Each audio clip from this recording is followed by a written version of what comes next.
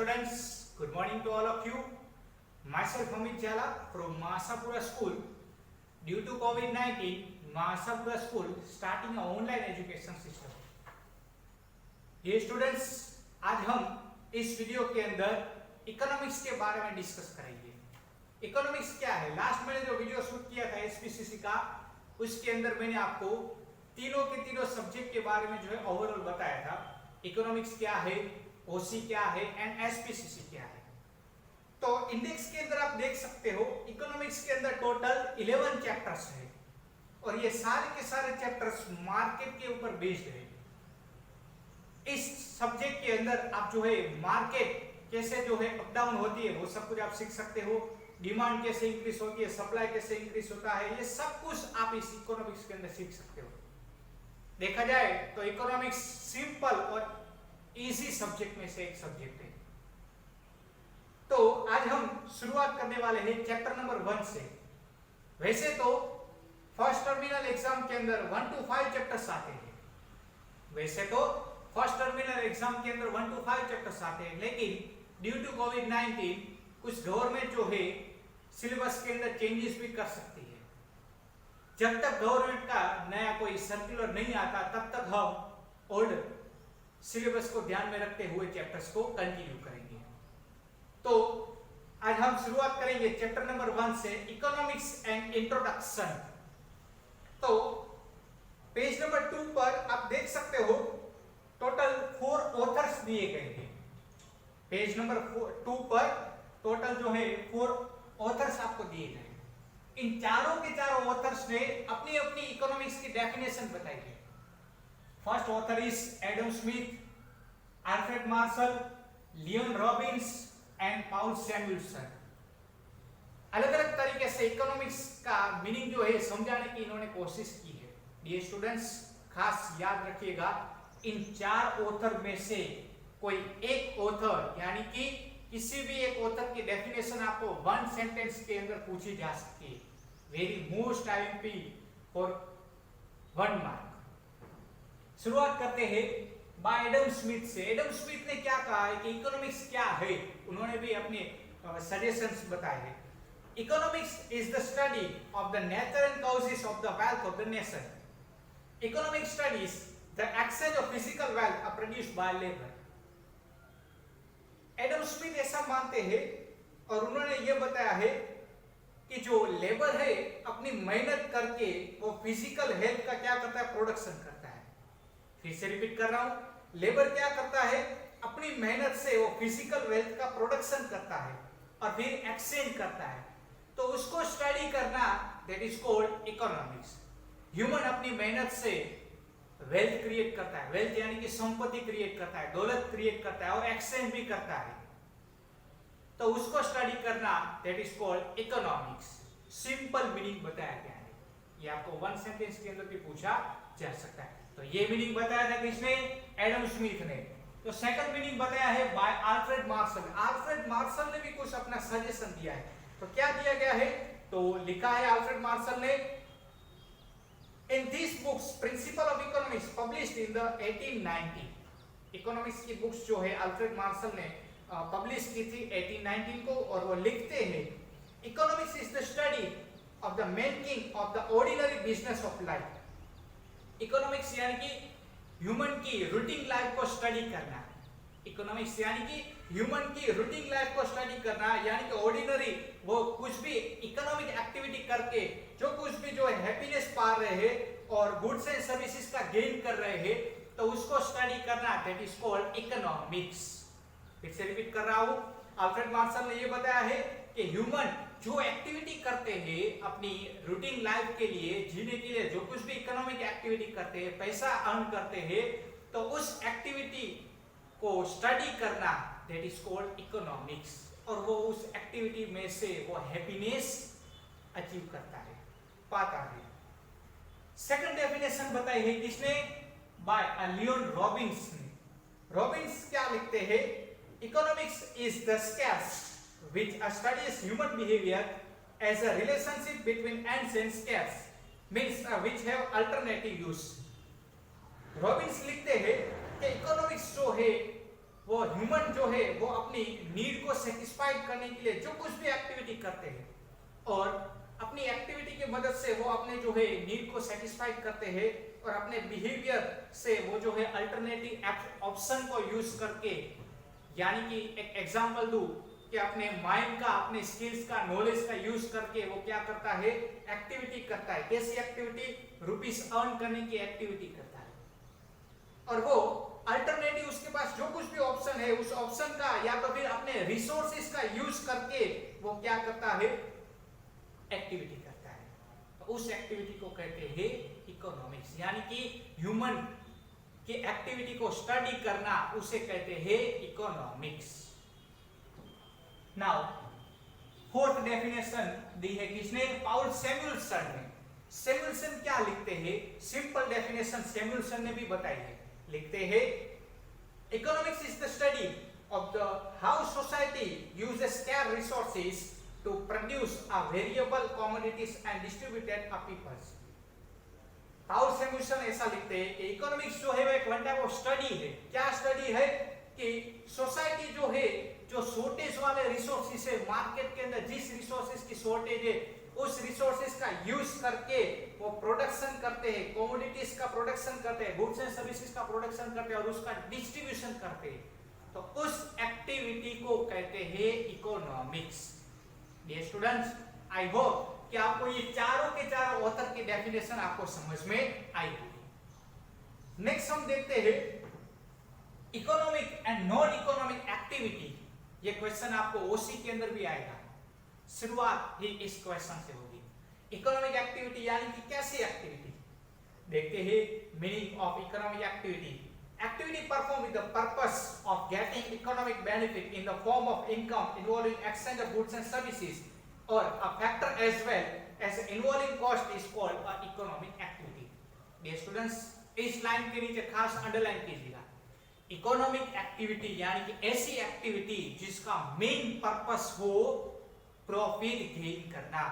हम रुपीस के लिए, इनकम के लिए, पैसा कमाने के लिए जो भी एक्टिविटी करते हैं उस एक्टिविटी को कहते हैं इकोनॉमिक एक्टिविटी, जिसमें हमारा मेन पर्पस एक ही होता है, कहीं से भी रुपीस आए, इनकम अर्न करना। इनकम अर्न करने के लिए जो भी हम एक्टिविटी करते हैं उस एक्टिविटी को कहते हैं इकोनॉमिक एक्टिविटी। मीनिंग आपको क्लियर आया होगा, क्लियर समझ में आया होगा? ओके। नेक्स्ट, इकोनॉमिक एक्टिविटी के कुछ एग्जांपल्स दिए गए। First one is eating in restaurant satisfy the need by incurring expenses। Expenses करके हम जो अपनी नीड को सेटिस्फाइड कर सकते हैं, होटल में जो है डिनर कर सकते हैं, बरोबर। तो ये भी एक्टिविटी है, इकोनॉमिक एक्टिविटी, जिसमें रुपीस का ट्रांजैक्शन होता है। Second one is watching a movie in theatre. Expense करके आप थिएटर के अंदर मूवी भी देख सकते हो और उससे आप जो है अपनी नीड को सेटिस्फाइड कर सकते हो। आगे दिया गया है work in one's own farm. अपने फार्म के अंदर जो है काम करना और काम करके जो है रुपीस अर्न करना। ये भी एक्टिविटी कैसी है? इकोनॉमिक एक्टिविटी है। Fourth one is get employed in school to teach. Teacher क्या करता है? स्कूल के अंदर टीचिंग करवाता है। टीचिंग करवा के वो क्या अर्न करता है? सैलरी अर्न करता है। तो सैलरी भी क्या है? वन टाइप ऑफ इनकम ही है। तो ऐसी एक्टिविटी यानी कि जिसका मेन पर्पस इनकम अर्न करना हो तो उस एक्टिविटी को कहते हैं इकोनॉमिक एक्टिविटी। नेक्स्ट देखते हैं नॉन इकोनॉमिक एक्टिविटी यानी कि क्या? Activity which is performed without the specific purpose of the obtaining economic gains is called a economic activity। Non economic activity यानी कि क्या? जिसका मेन पर्पस हो समाज सेवा, जिसमें हम रुपीस अर्न नहीं करते, जिसमें आगे बताया गया है नॉन इकोनॉमिक एक्टिविटी यानी कि ऐसी एक्टिविटी जिसमें हम इकोनॉमिक गेन के बिना जो भी एक्टिविटी करते हैं उस एक्टिविटी को नॉन इकोनॉमिक एक्टिविटी कहते हैं, जिसमें हमारा पर्पस नहीं होता है कि हम जो है पैसा अर्न करें, रुपीस अर्न इसमें नहीं होता है। कौन कौन सी एक्टिविटीज इसमें आ सकती है? मदर, हमारी माँ क्या करती है? हमारी केयर करती है, छोटी सी एज से हमें बड़ा करती है, वो पैसा अर्न करने के लिए नहीं करती है। तो उसकी एक्टिविटी कैसी एक्टिविटी है? नॉन इकोनॉमिक एक्टिविटी है।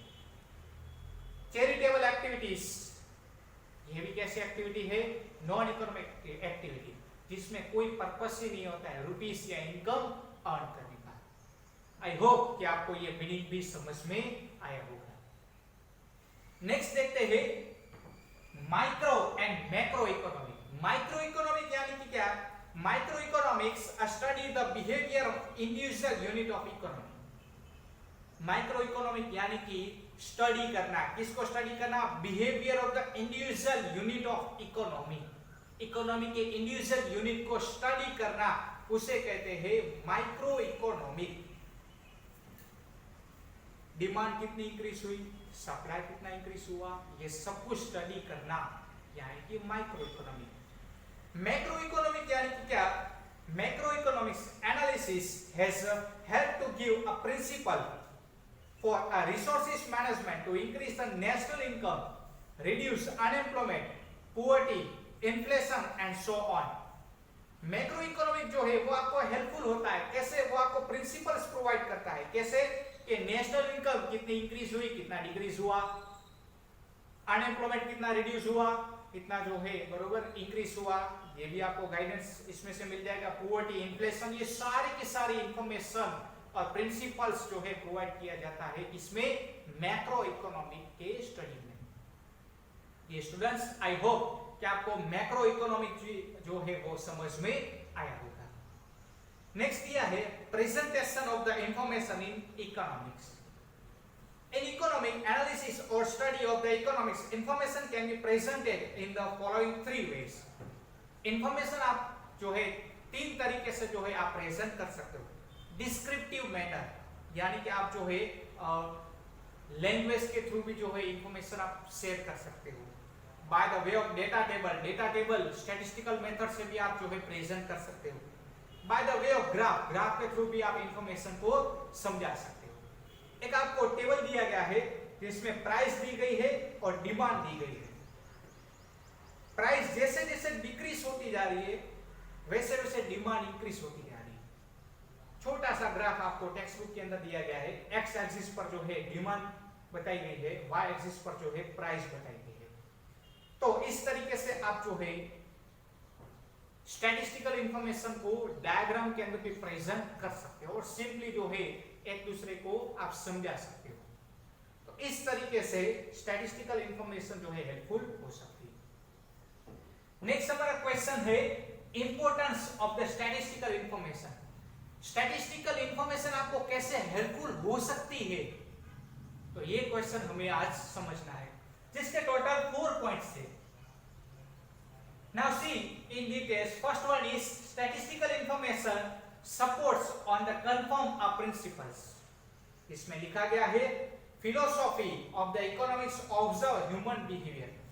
Philosophy of economics जो है वो ऑब्जर्व करते हैं किसको? ह्यूमन बिहेवियर को एंड साइंटिफिक टूल्स को, और उसके बाद वो लोग जो है एस्टैब्लिश करते हैं क्या? प्रिंसिपल्स एंड थियरीज का एस्टैब्लिशमेंट करते हैं। आगे दिया गया है एंड उसके बाद क्या करते हैं? टेस्ट करते हैं to test the validities of the such theory in a real life at a different time and place. वो different time and place and realities में हमें हेल्पफुल होती है या नहीं होती है, ऐसा चेकिंग भी किया जाता है। तो स्टैटिस्टिकल इंफॉर्मेशन से आप क्या कर सकते हो? आपके पास अगर स्टैटिस्टिकल इंफॉर्मेशन है तो आगे दिया गया है such theory is a real life at a different time and place information from real life activity at such activities met and the place necessary।